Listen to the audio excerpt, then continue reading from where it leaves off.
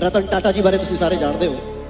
उन्हां दा देहांत होया रतन टाटा जी दा, साडे वल्लों उन्हां नूं निੱਘी श्रद्धांजलि। भारत के सबसे बड़े उद्योगपति रतन टाटा जी हमारे बीच नहीं रहे। उनकी याद के लिए यह वीडियो बनाई गई है, जिससे से ज्यादा लोग जाने और उनको भारत रत्न पुरस्कार दिया जाए। रतन टाटा एक ऐसा नाम जो भारतीय उद्योग जगत में सम्मान और आदर्श का प्रतीक है। टाटा ग्रुप के पूर्व चेयरमैन रतन टाटा ने भारतीय उद्योग में अपनी दूरदर्शिता और निष्ठा के बल पर एक अद्वितीय पहचान बनाई। उनके नेतृत्व में टाटा ग्रुप ने न केवल भारत में बल्कि विश्व भर में अपनी जगह बनाई। रतन टाटा को भारतीय समाज में उनके योगदान और सेवा के लिए भारत का रत्न कहा जाता है। इस वीडियो में हम बताएंगे रतन टाटा जी के जीवन के प्रमुख पहलुओं को, उनके योगदानों और उन्हें मिले सम्मानों के बारे में। 28 दिसंबर 1937 को मुंबई में रतन नवल टाटा का जन्म हुआ। रतन जी का परिवार भारतीय उद्योग में पहले से ही एक महत्वपूर्ण स्थान रखता था। इनके पिता नवल टाटा और माता सोनू टाटा का परिवार भारतीय व्यापारिक समाज में जाना माना नाम था। रतन जी की प्रारंभिक शिक्षा मुंबई के Cathedral and John Connon School में हुई।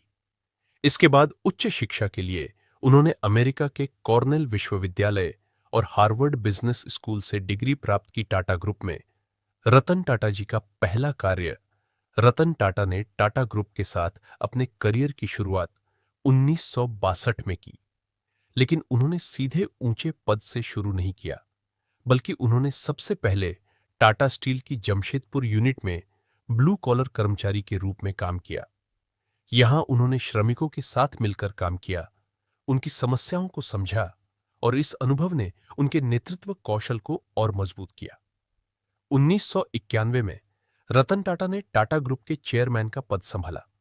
यह समय भारतीय उद्योग के लिए चुनौतीपूर्ण था, क्योंकि देश में आर्थिक उदारीकरण का दौर शुरू हो चुका था। रतन टाटा ने अपने दूरदर्शी नेतृत्व के बल पर टाटा ग्रुप को नए ऊंचाइयों तक पहुंचाया।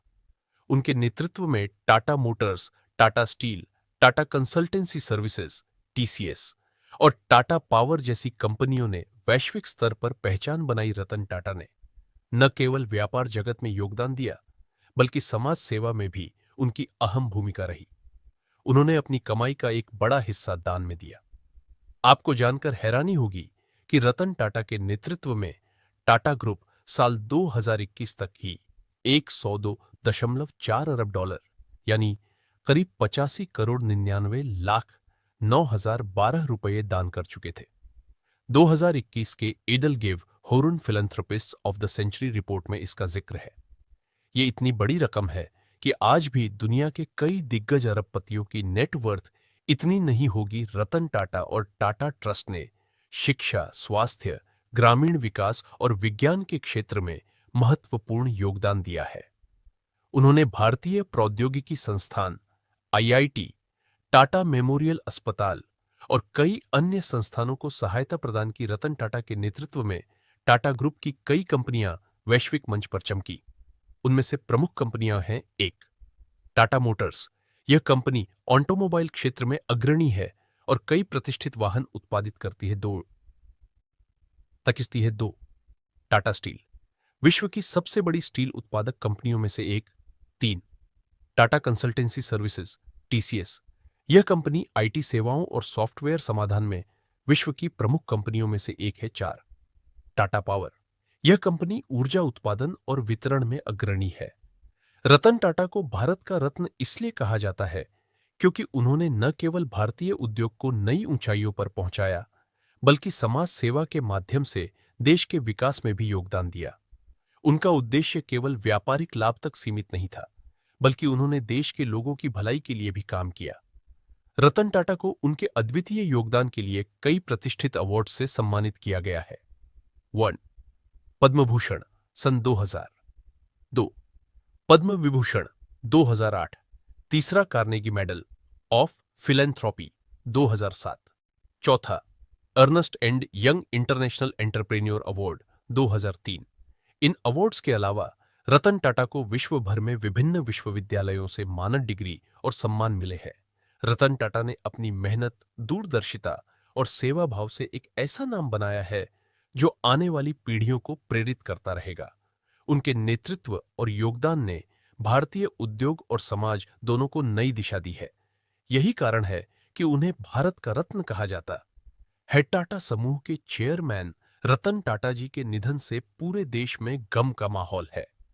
रतन टाटा सिर्फ एक बिजनेसमैन ही नहीं थे, बल्कि एक शानदार और दानवीर दयालु व्यक्ति थे। देश के 80% घर में टाटा का नमक, दाल या कार कुछ ना कुछ तो आपको देखने को मिल जाएगी।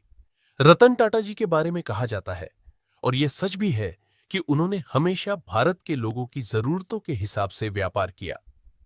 रतन टाटा की तबीयत पिछले कुछ दिनों से ठीक नहीं थी।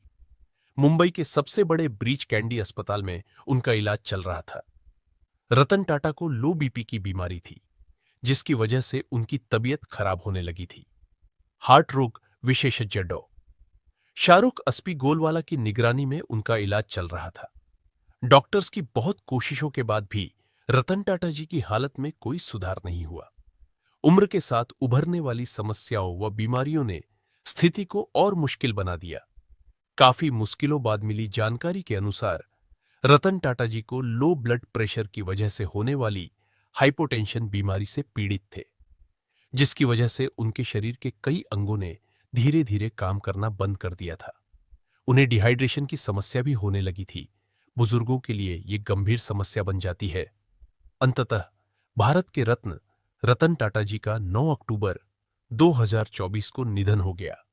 उनकी आत्मा की शांति के लिए कमेंट में ओम शांति 3 बार जरूर लिखें। क्या भारत के रत्न रतन टाटा जी को भारत रत्न मिलना चाहिए?